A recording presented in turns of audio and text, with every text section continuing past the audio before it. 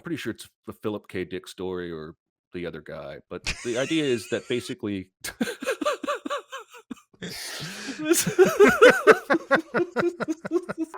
Welcome to Recotopia, a happy home for recommended movies, shows, and music from two people you can definitely trust.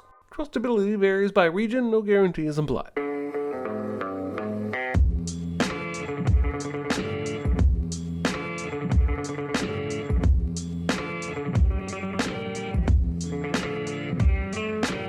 Now, here are your hosts, Chris Atkinson and Jeremy Scott. You're rationalizing. Well, that's what you do to go through with the shit you start. You rationalize. I can do it, Max. I know I can. I just can't do it without you. This is Recotopia, and this is episode 5. I'm Chris Atkinson. And I'm Jeremy Scott. And today we'll be doing Jackie Brown as our big recommend. Man, that was fun watching again. Yeah. After a hiatus, I used to watch it all the time. Well, we'll get into it when we talk about that movie. Yeah. But first things first, I'm going to acknowledge the chat again. Hello, you wonderful people. I hope you guys are healthy and safe and you know, whatever, happy in this moment. Hope you all are doing well. All right, so let's get into our small recommends that we have. It's so small. It's so tiny. It's no big deal. Itty bitty living space. It's so small and light. It's small, it's tiny, it's petite, it's wee. I do love the bumper, by the way, when we do these things. That George thing, and it's tiny, it's wee. I guess I'll go ahead. A movie from this past year, documentary that is an animated documentary called Flea. I'm going to recommend here. This is an Afghan refugee who is talking to a filmmaker throughout this movie, and he tells us exactly what's going on that leads him to have to escape his country, and all of the bullshit that you have to go through in order to move from one country to another or to find loved ones, and you know, his story, I don't know how typical it is. I don't know where you would put it on the, like, oh my God, that was harrowing scale. Like, his is pretty harrowing. Like, I would say I would never want to have to go through this in my lifetime. But he and his family had to go through a lot of stuff to get out of Afghanistan, and then they found themselves in Russia, and they had to find a way to get out of Russia and pay. They had to pay like people who what do you call the people who traffickers? They had to pay traffickers to get them out, and you can go with cheap traffickers and hope that you get to a certain point, or you can go with really expensive traffickers, which, you know, you're not going to have very much money. Done in such a remarkable way, like it's animated. Once you watch this, you're like, I don't know how you would do this documentary any other way, because it's a guy talking about his experiences. You don't actually have footage of what's going on here, so you have to dramatize it in some way. And I think that if they had tried to get an actor or, you know, somebody like that to reenact it or whatever, it would have come off cheap. So the animation of it and everything, I think that's really, I've never seen anything like, I haven't seen a documentary like this in a while. I guess, God, what is that one movie, the Iranian film that came out many years ago, and I can't remember the name of it right now, had something similar to that. It was more of a sort of a biography. I'll have to look that up at some point, but anyway, Flea is really good. I highly recommend it. Excellent. It is, I can't remember which streaming service it is, but find your Real Good app and put it on, and I think it's like Amazon. I think Amazon has it.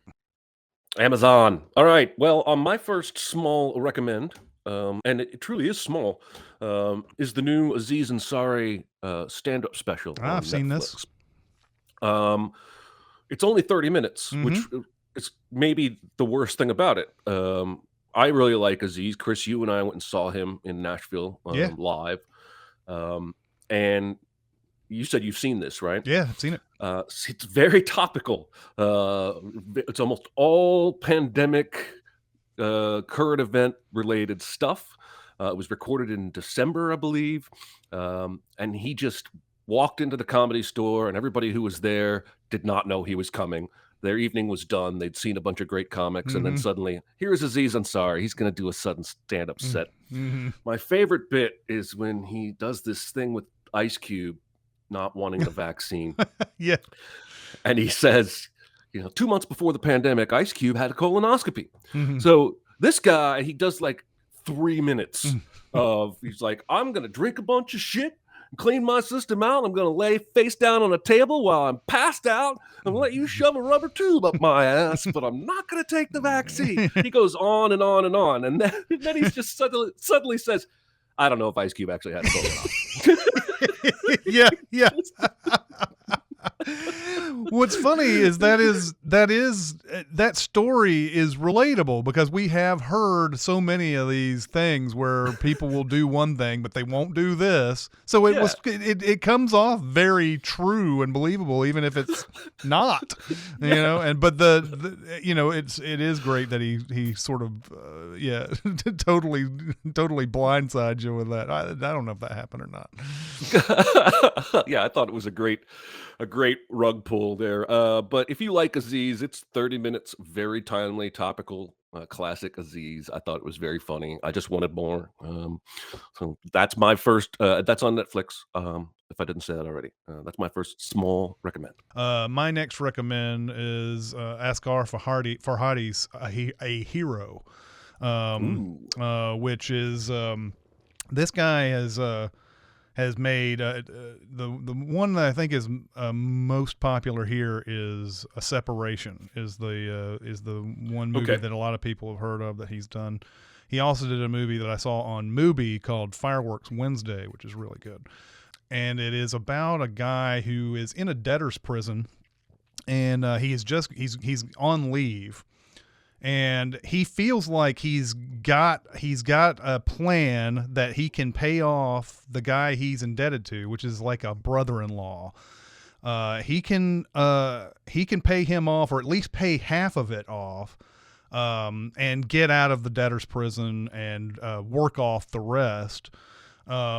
And so his plan is basically his future wife has either found or stolen. I guess stolen or found. I don't remember if they actually say, a purse full of coins that are worth nearly half of what he owes back to this guy. And meanwhile, in this 2-day leave, this guy is making the rounds. He comes back to see his sister, and his sister finds the bag and says, look, I don't know what you're up to, but don't do anything that is going to ruin the family name, which when you watch this movie becomes a very ironic statement. So he gets a conscience, and when he goes to evaluate the coins, they find out that the money is not exactly what he was hoping it would be. So he's like, oh, maybe we can just wait a little bit and maybe the price will go up. And in the meantime, he's like, you know what? This is wrong. We should actually put this up, put posters around the town and advertise that we found this purse, call this number, and give it back.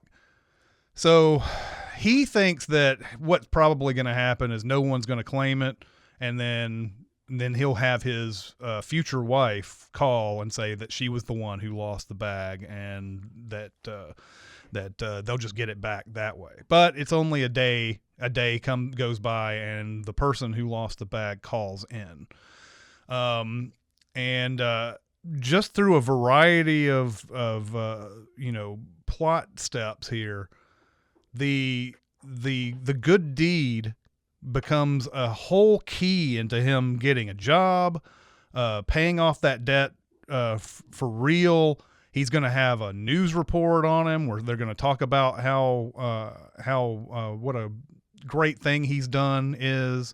All this is going to get him back into the proper life.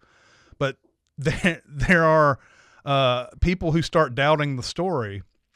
And because of the doubts of that story, and because there's not any good, solid detail on what actually happened, that doubt starts to turn against him seriously after a while. I love the characters in this because it's one of these where the guy obviously wasn't going to do the right thing. Then he decides to do the right thing, and it sort of asks the question: how far can you go to not do the right thing before, and then turn around to do the right thing? Does it become a problem? And the guy he owes money to is one of these people in movies where you're like, oh, what a dick this guy is. He wants his money back. What a fucker, because he's sitting there going like.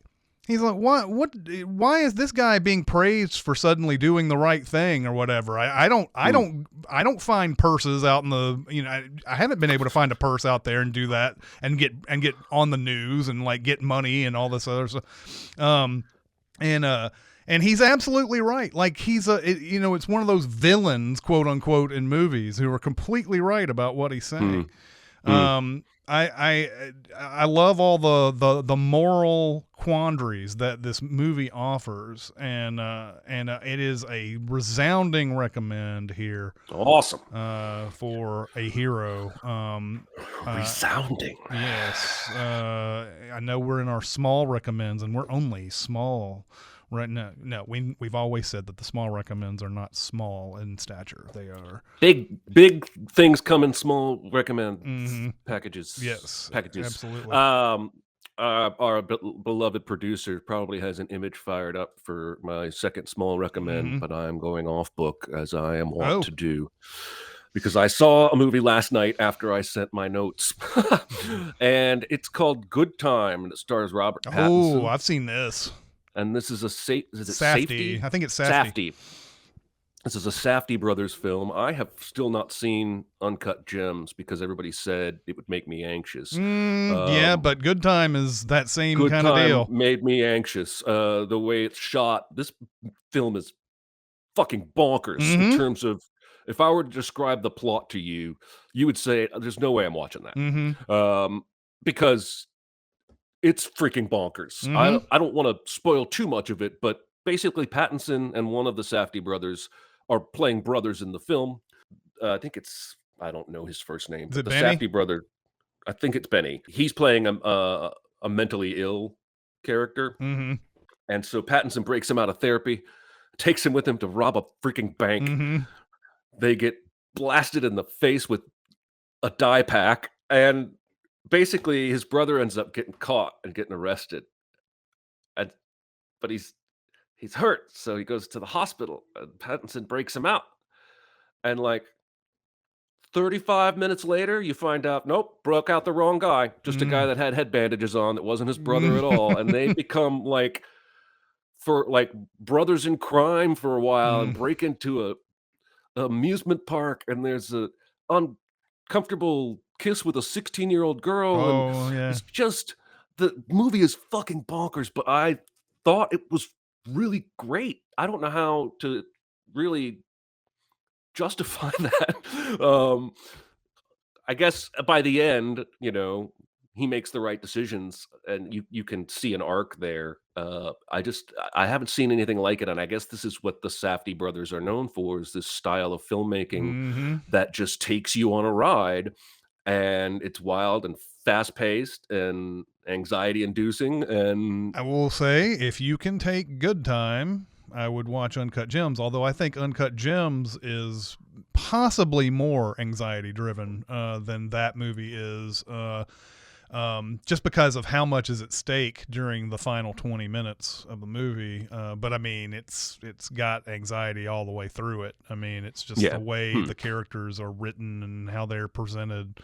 throughout. But I mean, I would highly recommend Uncut Gems to you if you liked. Some people may argue Good Time is a better movie than Uncut Gems. I don't know if that's the case or not. I haven't read a whole bunch about one or the other, but as far as comparing the two. But I really enjoyed it. I don't know how most people feel about that movie, but I think you might like it, and especially considering it's a different kind of Adam Sandler movie.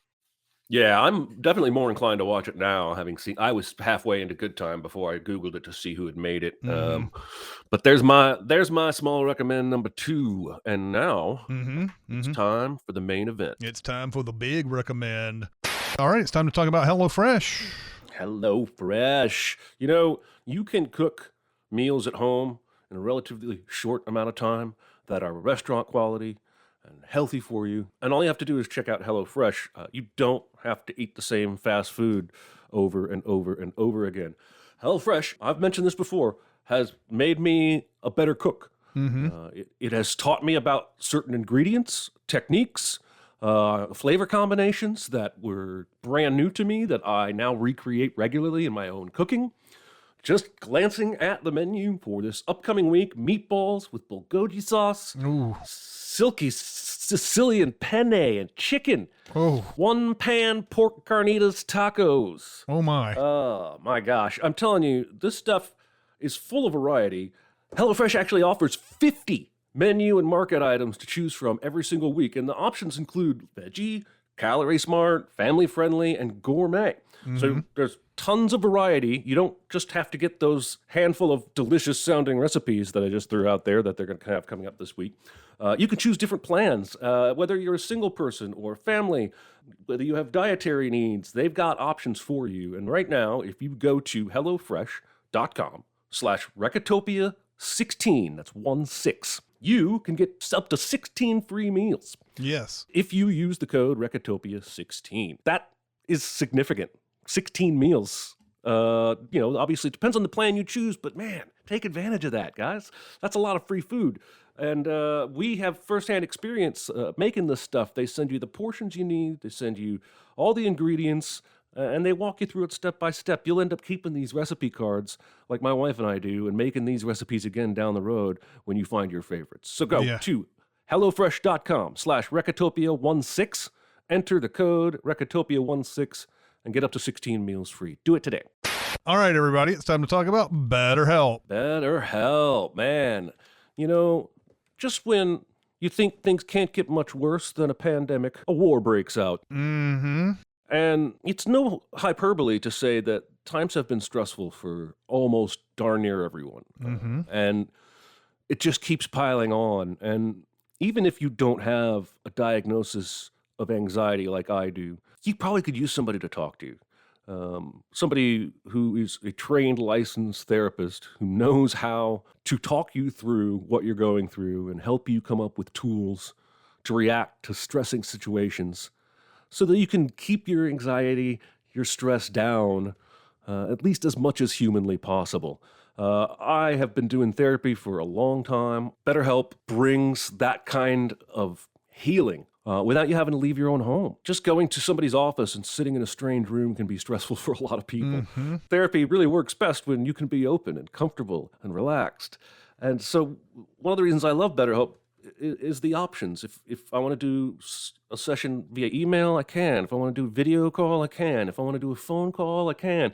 I can even do text messages. I have my own little dashboard. I can message my therapist. Almost always get matched with a therapist near you, but they make it super easy to switch if you're not clicking because they know the therapist-patient relationship needs to click. If you go to betterhelp.com/Recotopia and use the code Recotopia, you can get up to 10% off your first month. And that's not nothing. I am telling you that there have been times that therapy has saved my life. And whether you have serious, debilitating depression or anxiety, or you just feel like the world is kind of scary right now and you want to talk through some stuff, I really recommend BetterHelp. Go to betterhelp.com/Recotopia. Use the code Recotopia. You get up to 10% off your first month. And I believe it can help you.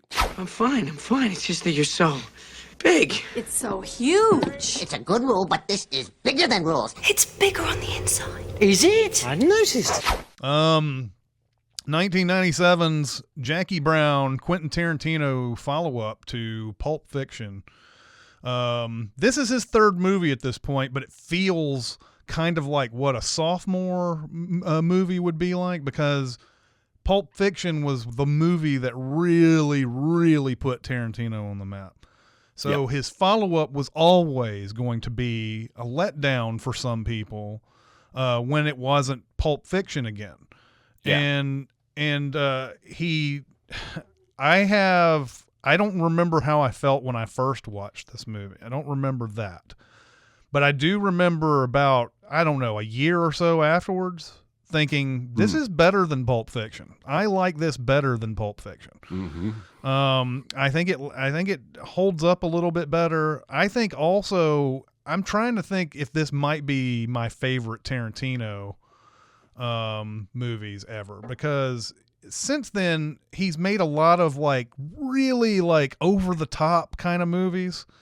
I think Inglourious Bastards might be in the conversation, but even though it goes like super crazy at one point, but I don't know. This one has always had the magic for me. This one is just fantastic. It's based on an Elmore Leonard novel called Rum Punch, which I read after the fact, and I liked Rum Punch. I'm partial to the movie probably because I saw it first, but Tarantino changed a couple of things. First off, it's not a white woman at the forefront; it's a black woman, and her name's not Jackie Burke anymore. It's Jackie Brown, which is a play on Foxy Brown. Even the title, Jackie, even the way they do the title is just like how they did Foxy Brown back in the day. And Pam Grier, I think Tarantino had always wanted to work with Pam Grier. There's talk on the Jackie Brown DVD about how he wanted her in Pulp Fiction. He wanted her to play Rosanna Arquette's character. I think they'd already hired Rosanna Arquette, but he wanted to put her through the audition anyway. And basically said, we'll definitely work together someday at some point. And she was like, yeah, right, and whatever. But apparently she went into his office and saw like all these posters like Coffee and Foxy Brown and all this other stuff was up there. And she's like, oh, you really do like me. Jackie Brown is one of the, I don't know. Would you say it's not a complex? I guess it's complex in the fact that there's a lot of moving parts to the what Jackie Brown wants to do in this movie. But it's a slow burn for about an hour and 20 minutes or so, and then once it gets to the trial run of the money exchange at the mall, it blows by like just incredibly fast. And even though it's 2 hours and 40 minutes, it goes by like that. It really does. I agree with you. This is my favorite Tarantino film, and I think this is just my feeling, and maybe somebody else feels like this, but this is his most grounded movie. This is the least amount of excess, right? Like you talked about how Inglourious Bastards near the finale just goes off the rails in ways that many people love. Even Pulp Fiction, the reason Jackie Brown was a letdown for so many people was that Pulp Fiction was so full of excessive violence, excessive swearing, excessive N-word. It's over the top. And Jackie Brown feels like real people that were not in the same, even though I know he peppers all of his movies with Red Apple cigarettes or whatever. Right. It doesn't feel like I'm in the same universe as his other films, and that's why I appreciate this movie more than the rest of his. When he goes to excessive places, I don't always enjoy it, and this, like you said, it's a slow burn for about an hour and 20 minutes. But I think the reason it doesn't feel complicated is the way he shoots it, the way he lets us understand things without necessarily spoon feeding everything. And then when we get to the actual exchange and he does his Rashomon thing where we get to see basically the same period of time from multiple different perspectives, different characters and what they saw. Mm-hmm. It's masterful. And I wouldn't have blamed him if he dropped the mic and walked off and never made another movie. Mm-hmm. It's just riveting. Yeah. The thing about this movie that I think elevates it over so many others is how smart everybody is. There's not anybody in this that just does something stupid, or if they do something stupid, it's because of something else, there's some other reason behind it. Even like De Niro, who's playing Louis Guerra in this, and Bridget Fonda, who's playing Melanie, have their smarts in this. They have their own smarts. Now, they do underestimate, especially Melanie's character, and underestimates everybody that she's encounters. And Yeah. but I wouldn't consider her dumb or anything. Like I think she's just, she smokes a lot of weed and she underestimates people. Yeah. It's funny the way they set up, not funny, but it's great the way they set up Jackie Brown's character, because she is a flight attendant on some shitty airline, and it basically, I think it takes one trip, LA to Cabo and then Cabo back. It's basically what it does. And she gets in and when she is accosted by Michael Keaton, by the way, plays Ray Nicolette and later plays him in Out of Sight after this.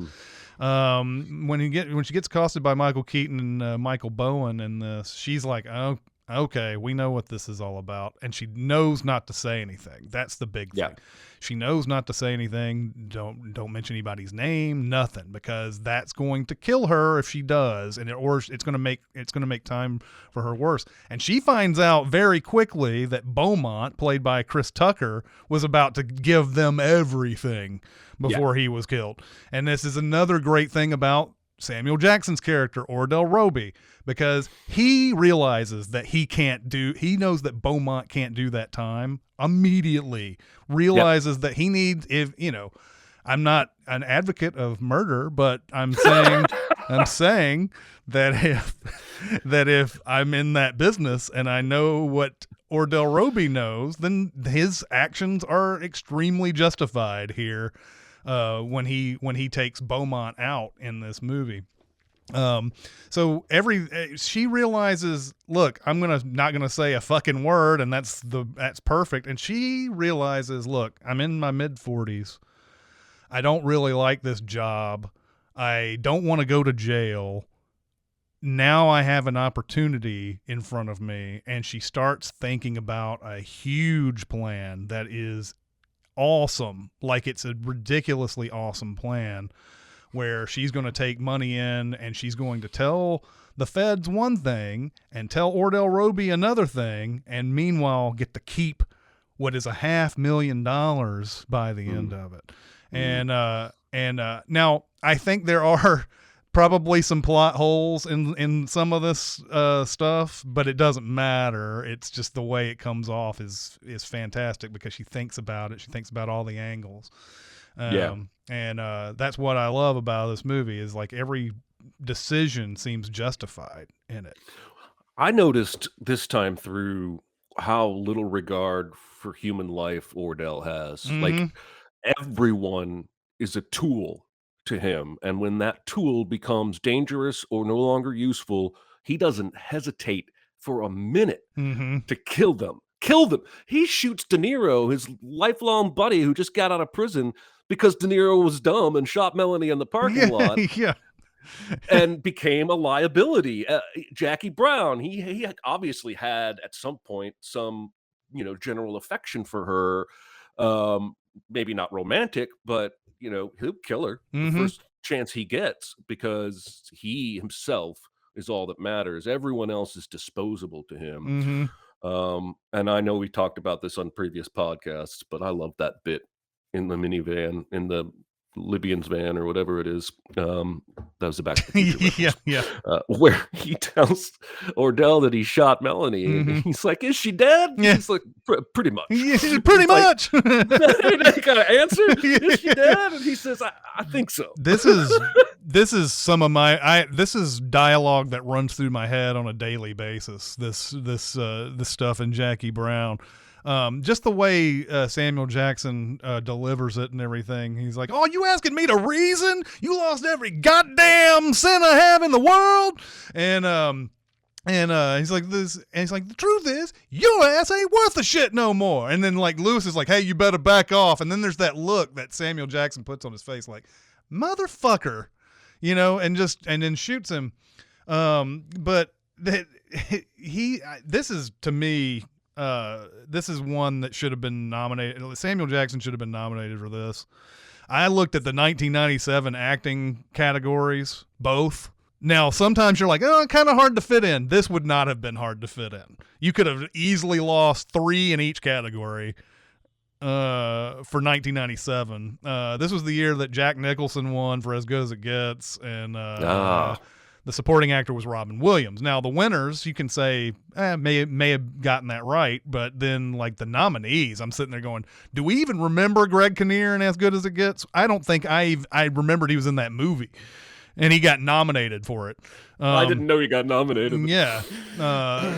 So, yeah, and Jackie Brown, on the whole, just got completely ignored because it wasn't Pulp Fiction. I always will come back to that. It wasn't Pulp Fiction Part 2, so they just didn't look at it. And they gave Robert Forster a well-deserved Oscar nomination for this. He is so good in this movie. And, man, we're going to be all over the place on this movie. Remember when we talked about, I don't remember if we talked about it in previous podcasts or talked about it on this one, but we were like, the fuck does he not go with Jackie at the end of this movie? Oh yeah. Why does he not do it? And I came to the conclusion, and I've got even more after this explanation I've come up. The explanation I came up with is he's always done the right thing. He's always been a do-gooder. He's always like, he doesn't want to change his life in that meaningful of a way. He's always been that way. So like he turns it down. Now, what happens is he gets that phone call, and I think halfway through it, he's like, "Man, this is dumb. What am I doing?" And halfway through that phone call, he tells the person that, he's trying to get the bail bond for, "Can I call you back in 30 minutes? Thinking that he's going to be able to get back to her before he gets off the phone. But before he's even off the phone, she drives off. And it's I'd never really thought about this scene before. He walks off, and Tarantino puts him completely in a blurry frame. And it's so sad to watch that scene because he realizes he done fucked up. And it added even more to this movie that I already love, that Tarantino shot Forster that way after that scene where he realizes, I just gave up a great, like, rest of my life right there. I mean, I don't want to cause too many ripples, but I feel like I could make the argument that he's the main character. Yeah? Especially with the way you've just framed that ending. Mm-hmm. Like the movie doesn't end with her with the wind in her hair. She's driving down the highway laughing. It ends with him in a blurry frame. Well, it ends. It is on her at the end. Oh, okay. I mean, I just got those out of. Right after that, it shows her singing across 110th Street. Okay. Well, I still think I could argue that he's the main character, but my case is weaker now. Yeah. No, I think I'd normally be with you on some of these. It's clearly her movie. This is about a person who had come to that crossroads and has decided, I'm going to take a huge gamble here, and either I'm gonna go to prison for a really long time, or I'm gonna do this, not go to prison, and just have my same old life, or I'm gonna walk off with $500,000. I wonder what an odds maker would say her odds were to pull that off. Yeah. Because I would think that was a pretty big swing. Like that was she was basically, that was a Hail Mary at that point, right? She was either facing prison or death. Yeah. And so she had to give it one last try. And how often does a Hail Mary work out in football? Right. And you know, in this movie, like I said, I think there are some plot holes to the whole. I mean, this is why. I mean, you have the scene with Ray Nicolette after the money exchange has gone down, and he's basically trying to get her to say something stupid so that he can, because he knows she did something. He knows she pulled something off, but he can't prove it. But you know, like I do find it weird that they didn't surveil her from the moment that she is going into the store. I also find it weird that her story where she's running out of the dressing room frantic and that she had to pay the sales girl and all this.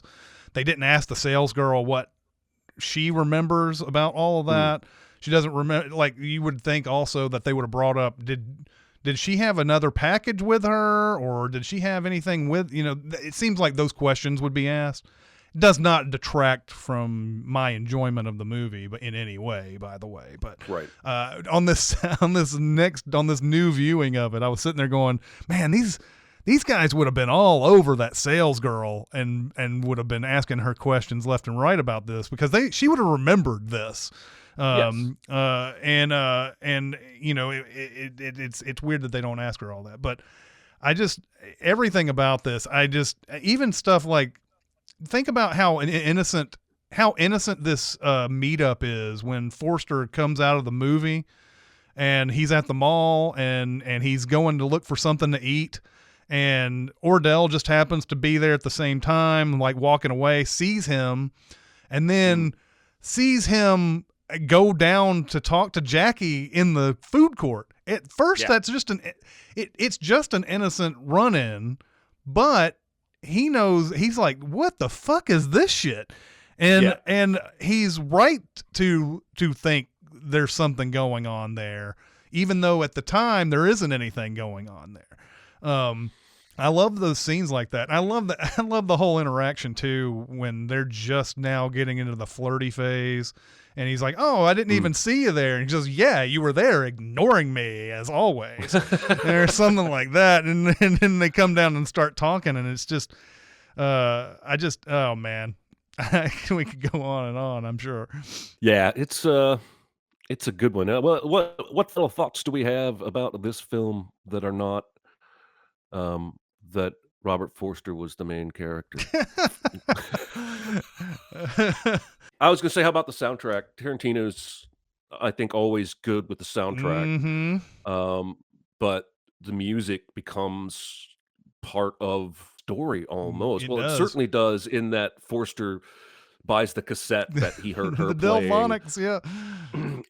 But just all the songs that he chooses are basically perfect. When she's walking with that Across 110th Street song playing, it's not the title of the song. I think it is, actually. Oh, is it? I think it is.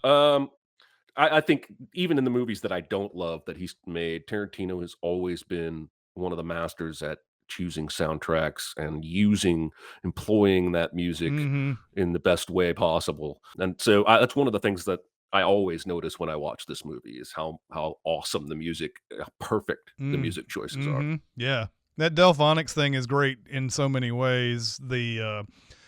She plays it on a record at the beginning, and you know, you start talking about some dated type stuff that's in this movie. She puts it on a record and goes, "What, you not go to you never get into CDs?" He's like, "Nah, I don't really like the new stuff, and I still have my albums." He goes, "Well, you can't get new stuff on records anymore." And like, you know, of course, we've gone full circle with the vinyl at this point. But she plays that song at the beginning, and then because he's got this, he's starting to fall in love with her and everything. He's like, I'm going to buy this Delphonics and it sort of remind me of her. But like, I love how he's playing that song going to the mall, and he cuts it off, and there's this long period of time, and then he turns it back on, and it's right there at that spot again. Because it's on a cassette, and then later on, it's still on when he gets Ordell Roby in the car, and Ordell turns to him and goes, I didn't know you liked the Delphonics, and he's like, they're pretty good.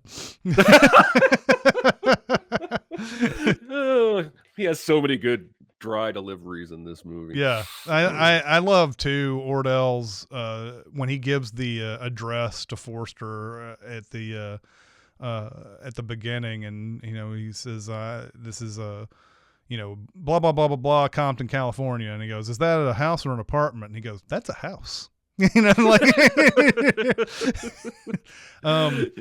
is the last great year of Robert De Niro. This is one of his last great performances. 1997, he was in this. He was in Wag the Dog. He was in Copland. This was a good year for De Niro. One of the things that's interesting about his performance, and I was watching some of the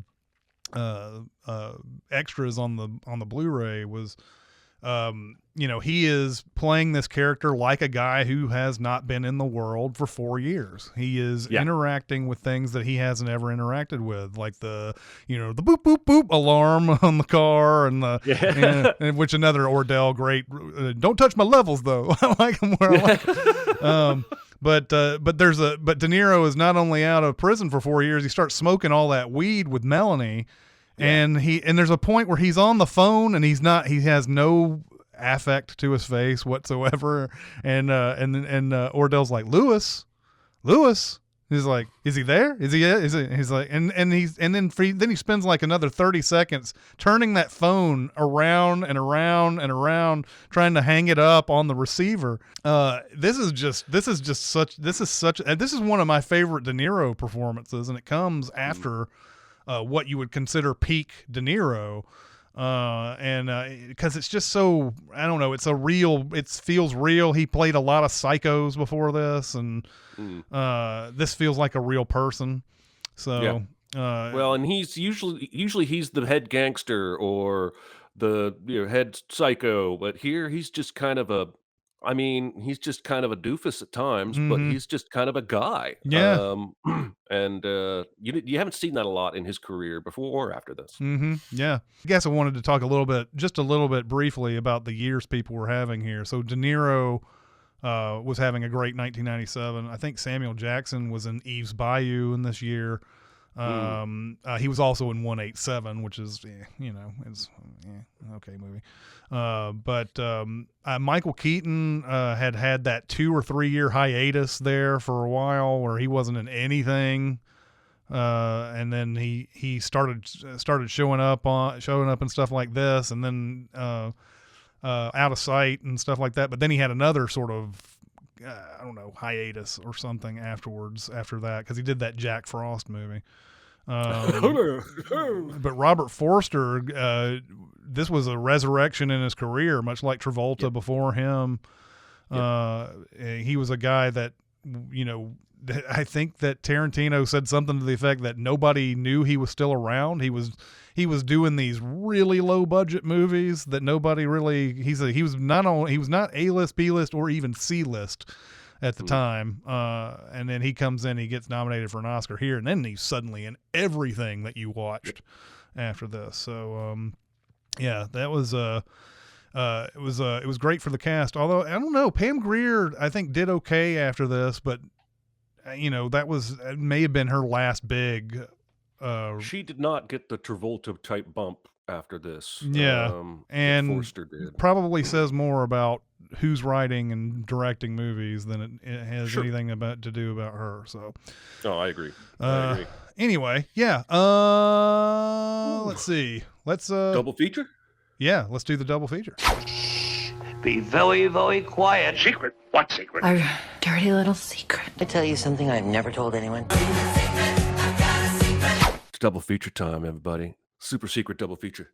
This was tough but fun Okay. because my very first thought I have already done as a super secret double Oh, feature, and that was the movie Fresh, okay.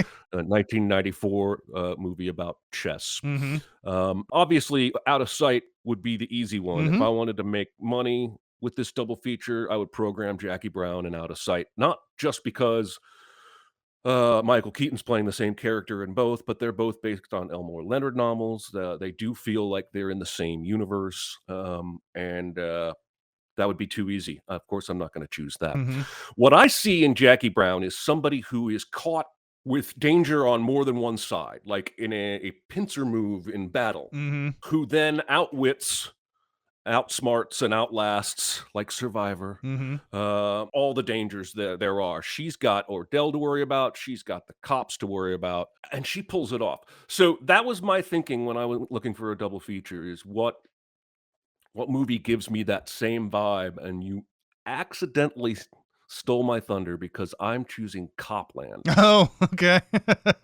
which does have De Niro in it. So Mm-hmm. there's a De Niro connection. Yep.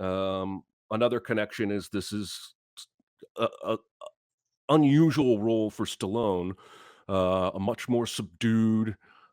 He's the guy that's downtrodden, and everybody makes fun of him basically. So Mm-hmm. the premise here is he's the sheriff of a small town in Jersey, right across the water from New York, and it's populated by New York cops who are corrupt as hell. Mm-hmm. They don't respect his authority. Um, they do whatever they want, and for various reasons, including a previous injury to his ear, he's just very meek and gets walked all over by these corrupt New York cops. And then you've got De Niro, who's basically investigating corrupt cops in New York.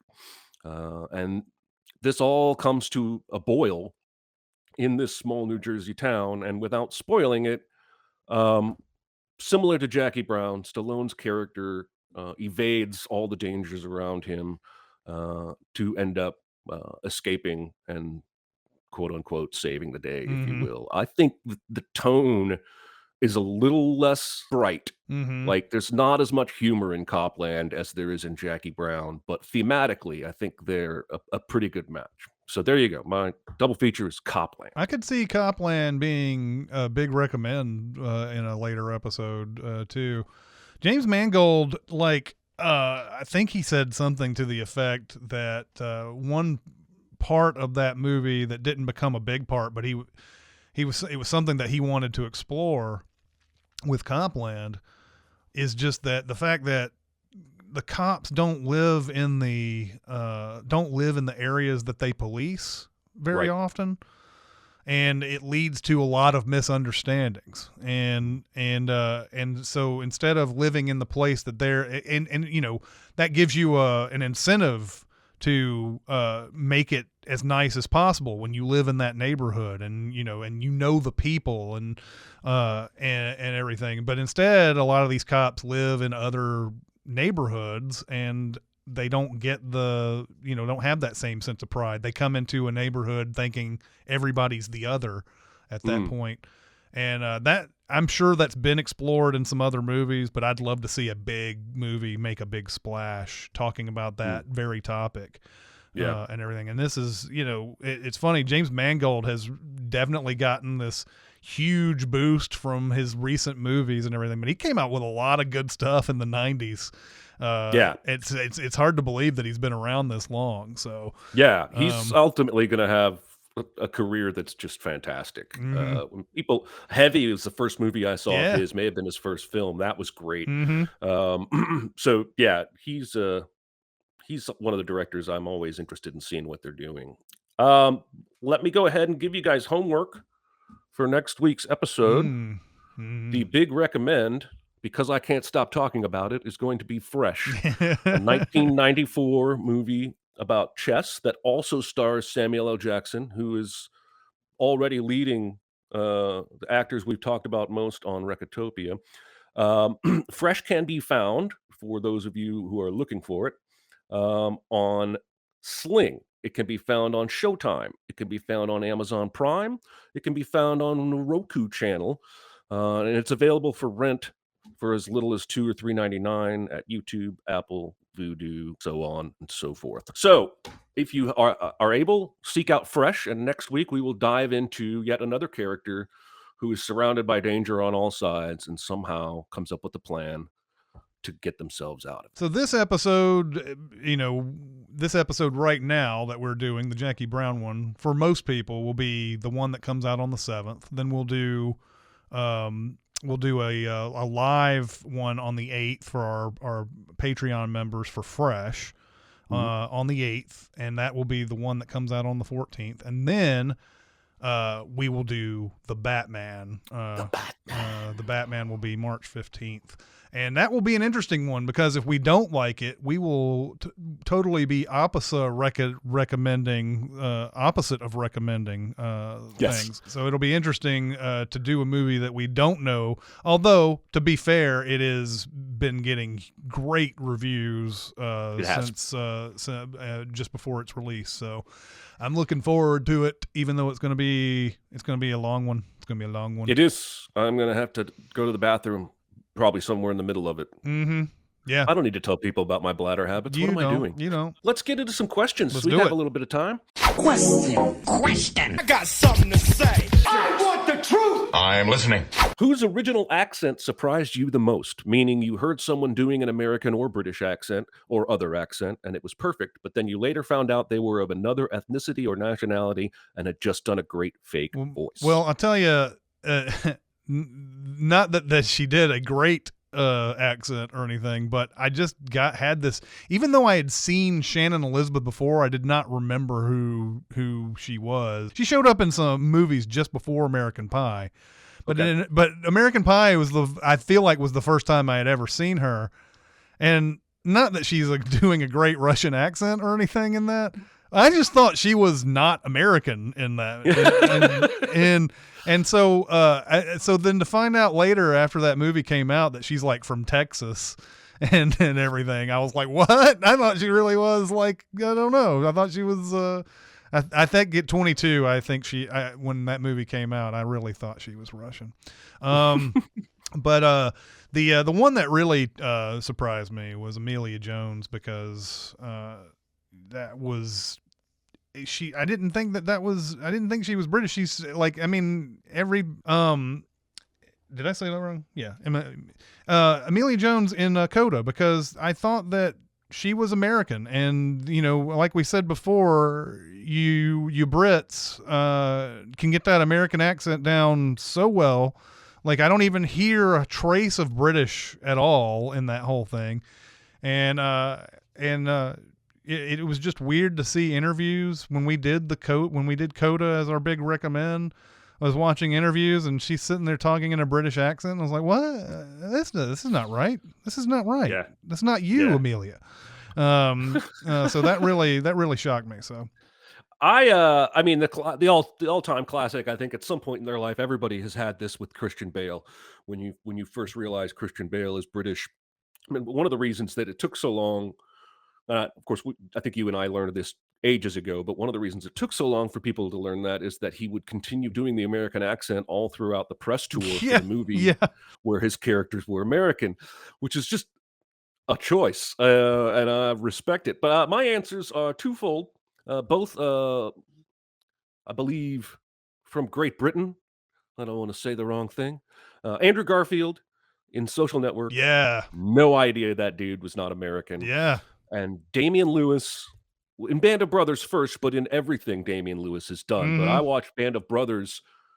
I watched the whole thing probably 2 or 3 times through before I learned that Damian Lewis was British or Irish. I don't want to offend. Not American. And from one of those little islands up there. But those were 2 more recent ones for me that I was blown away. Christian Bale for sure, and Damian Lewis. I had not seen him. I still haven't seen all of Band of Brothers. I am shame. I have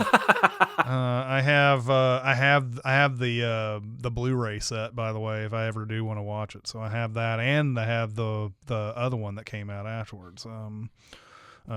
The other World War II HBO. Yeah, the Pacific. I was like, help me out here.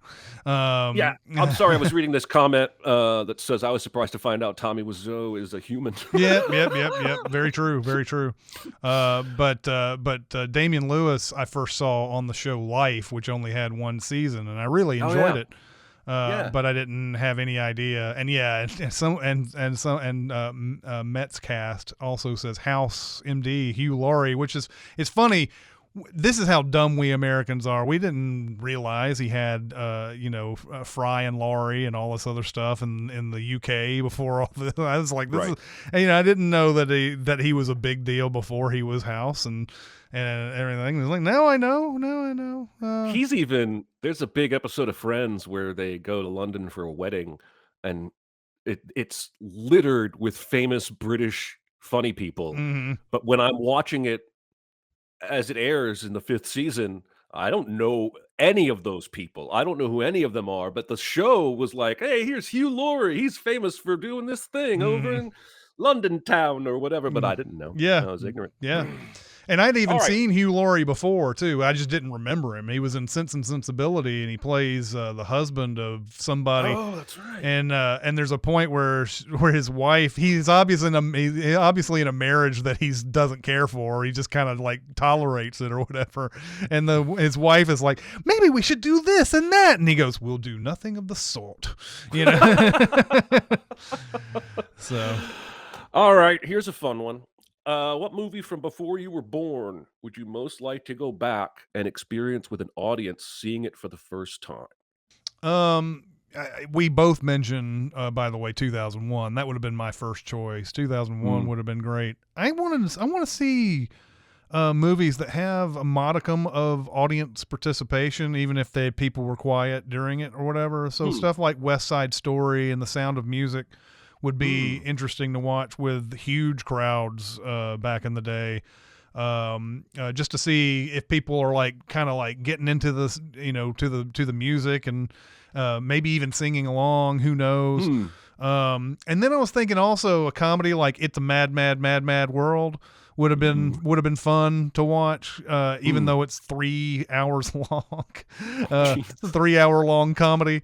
But with all these different huge comedy stars that are in that movie, at the time, I think there would have been going into an audience for a movie like that would have been fun. And I still have that projectionist mentality or that movie theater worker mentality about walking in on auditoriums where people are laughing and having a great time. Those were always the best, experiences when you worked at movie theaters. So. Yeah. I went Arsenic and Old Lace, which is, in my opinion, a riotous comedy that I will laugh all the way through. And for the same reasons you were just saying, I want to be in an audience of that era in a packed house hearing. Now, I don't currently want to be in a packed house for any reason, but in the spirit of the question, to hear, a sold out audience just dying laughing all throughout this thing, because what's great about Arsenic and Old Lace is the comedy is not specific to the era. What's funny about that is funny today, even as it was funny back when it was released. So yeah, it's that would funny. be my answer. I'm looking at the comments, and I'll tell you why some of these don't show up in our own answers, because we're old as fuck. One Lollipop Shoes says Empire Strikes Back. Sorry, we were born before that movie came out. The Godfather, now that was definitely out before we were born. That would have been a great one. Josh says Caligula. That would be a fucking awful experience in a theater. Reefer Madness is thrown out there. That'd be funny. I see Alien. Yeah, see Alien. We were born before Alien came out. Although, to be fair, we weren't old enough to watch that movie, so it could still, same thing for Empire. Yes. If anybody had shown me Alien when it came out, that they should be put in jail. When I was 4 years old. Correct. But Back to the Future is thrown up there, and of course I was 8 when that came out. But anyway. All right. Pardon me. Moving on. What are some terrible movies that you can see a good movie in? Okay. Transformers, for me.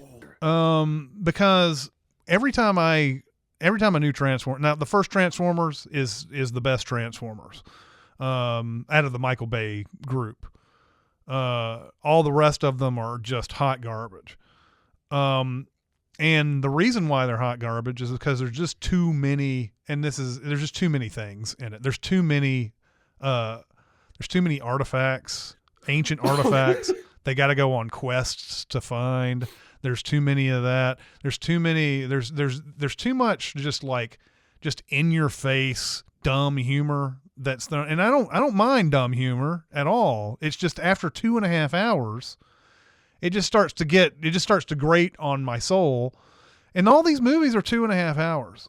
And every time I would say something about this, a defender would be like, all it is robots fighting, and that's all you have to worry about. And I was like, no, if it was just robots fighting, I would be all over these movies. Make it an hour and 40 minutes and make it just robots fighting. And because they just want Earth, that's all you don't need to have an artifact. Just make it where they need Earth for some reason, and then have a bunch of robots fight over and over again. I'm totally cool with that. Instead, they had to make some big, huge mythology like it was fucking Lord of the Rings or some shit. And I'm like, no. Yeah. This is not how you do this. No. They did put Kevin Dunn in it. And that's always a good move. Mm-hmm. Yeah. That was a great answer. I'm ashamed of my answers. That was a good one. I'm going to go with In Time, the Justin Timberlake 2010 movie, I think. There are some movies that I like the idea of them so much, I just watch them over and over again, and this is one of them. I've probably seen this movie 7 or 8 times, and it clearly low budget, and I don't mind that. It's just that there are elements of it, like the clocks on their wrists, that I know the CGI probably ate up most of the budget that could have made future cars look cooler. But I love the idea. I'm pretty sure it's the Philip K. Dick story or the other guy, but the idea is that basically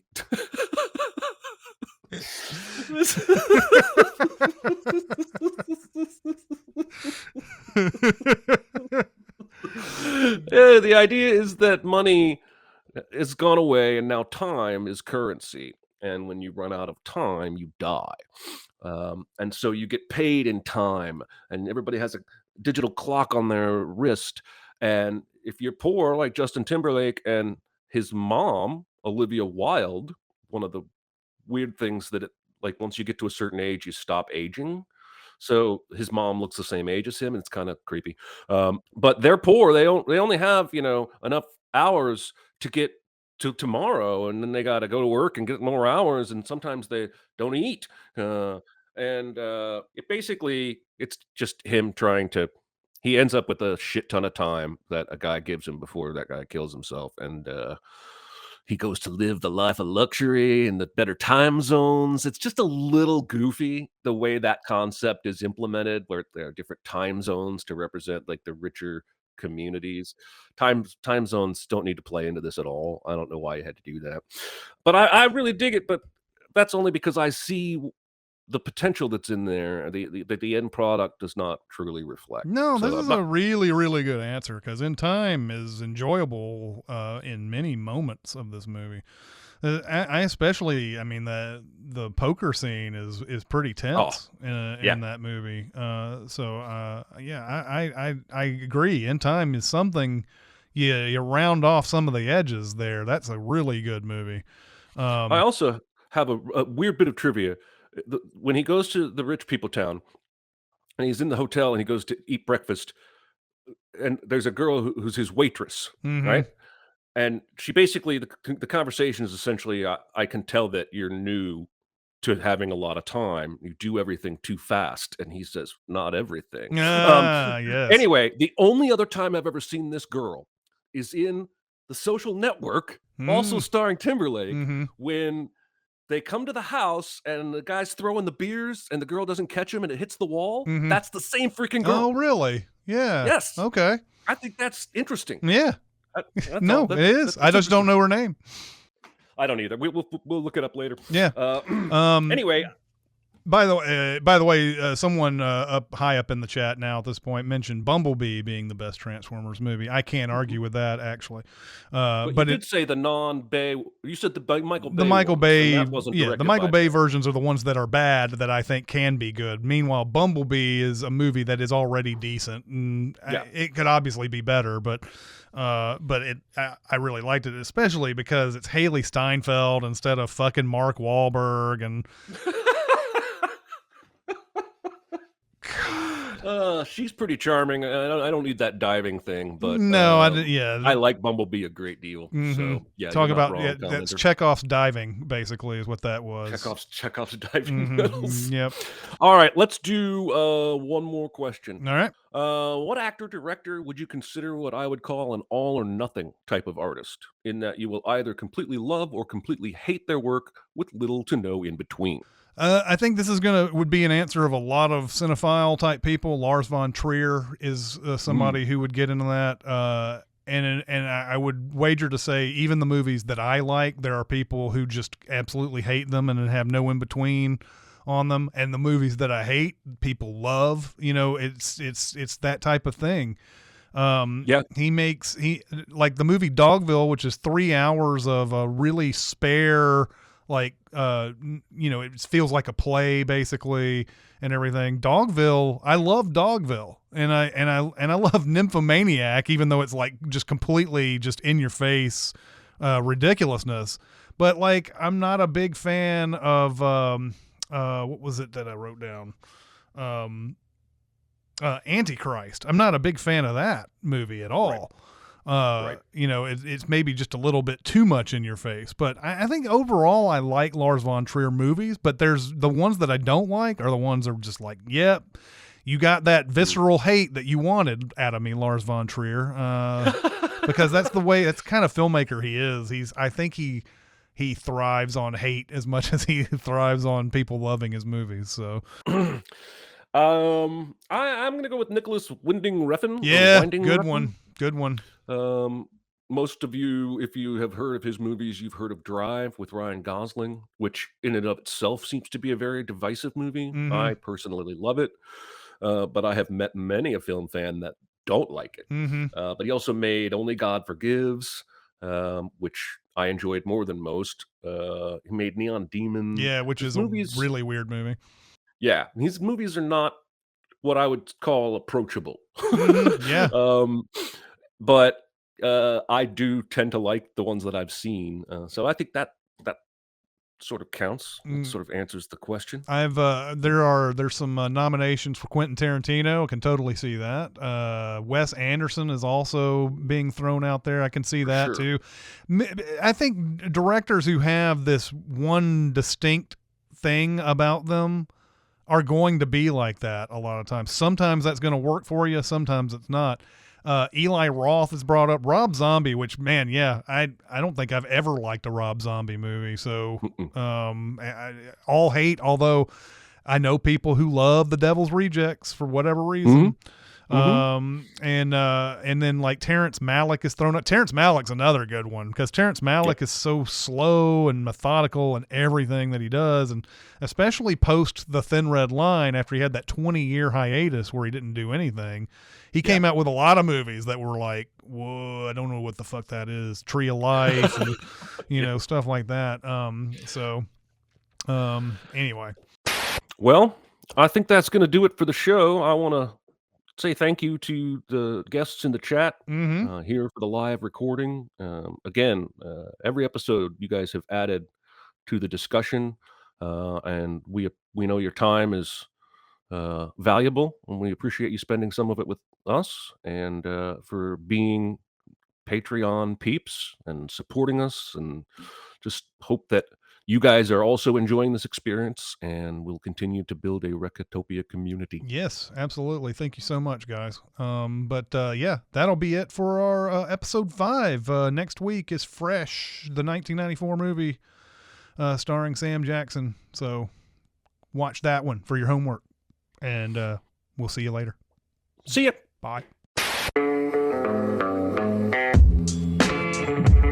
a part of the live show by being a member of the Sin Club at Patreon at patreon.com/cinemasins. Chat with us on the Cinemasins Discord at discord.gg/cinemasins or Cinemasins Twitter at Cinemasins, and email any comments or questions to recotopia@cinemasins.com. That's RECOTOPIA at cinemasins.com.